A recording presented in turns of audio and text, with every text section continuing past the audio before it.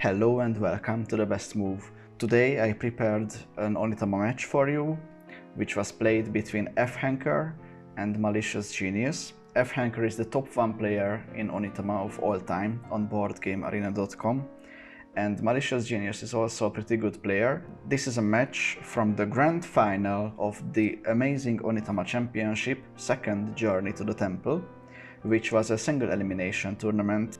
Let's see how these two fine gentlemen played this out. First, we have to check the cards. We can see that there are 2 cards which can move forward in an orthogonal way, and 3 cards which move diagonally. But the Rooster only moved to the right diagonal, so we have 3 right diagonal and 2 left diagonal cards. So in the beginning we can suspect that the pawns will be developed in a way that the Rooster can be used. F-Hanker started this match with the Rooster from A1 to B2, and Malicious Genius responded with the Crane on B5 to B4. Then we have the Horse from D1 to D2, and we have the Monkey from D5 to C4. F-Hanker used the Crane to develop the E-pawn to E2, and Malicious Genius used the Rooster to develop the E-pawn to D4. Then both players finished their development, and we have the Mantis from B1 to C2, and we have the Horse from A5 to A4. After 4 moves we reach this symmetrical position where both players control all the 5 squares in the middle, so it's quite equal at the moment. But F-Hanker decided to move further and use the Monkey to move from E2 to D3.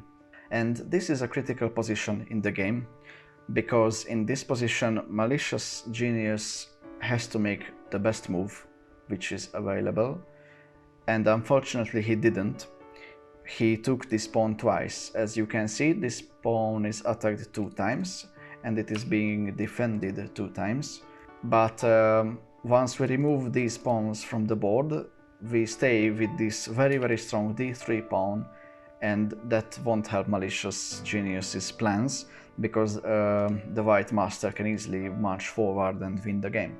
So this is a very critical position and a very hard decision to make. So please pause the video and find the best move for black, the best idea I should say, for black in this position. I give you a couple of seconds. Basically, the problem with this position for black is the A-pawn. Once we take on D3 with maybe the C4 pawn, we can never develop this pawn to B3 anymore, because there won't be a C4 pawn which helps it, and B3 is defended 2 times by these pawns here. So we should do it as fast as possible until we can. Another idea is that we can take on D3 once, and then of course white takes back, and then we can develop it. This works too, because now we have a forward move with the horse, and this leads also to a very good game.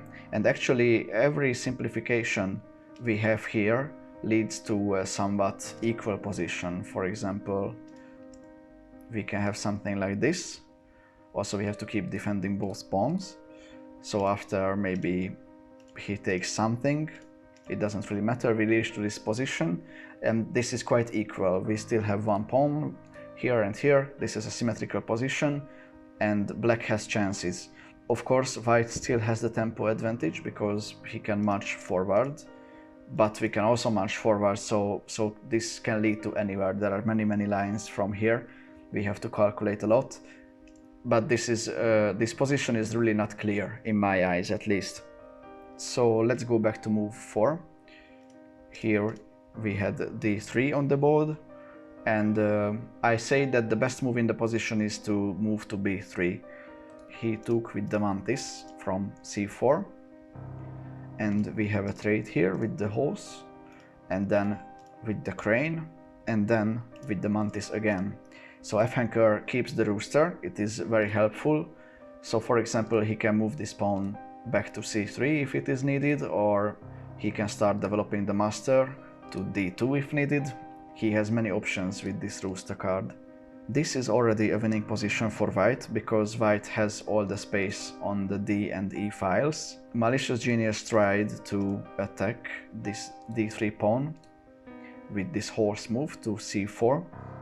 This also makes room for the master to develop, but can also help developing this A pawn if he has the time. And here F-Hanker moved the master from C1 to C2. Now he defends this pawn, and of course if Malicious Genius takes this, then the master is already very close to winning. So of course he didn't. He developed his own master to B4. So at the moment white doesn't attack any pawns, but this pawn is out of the game because it only defends these two squares, and those are really not relevant for this game. In this position F-Hanker used the horse to move from D3 to C3. This comes with check, and here Malicious Genius can actually decide to move back to C5, and maybe that's the best idea, but he decided to take this pawn with the crane. F-Hanker took back with the Mantis.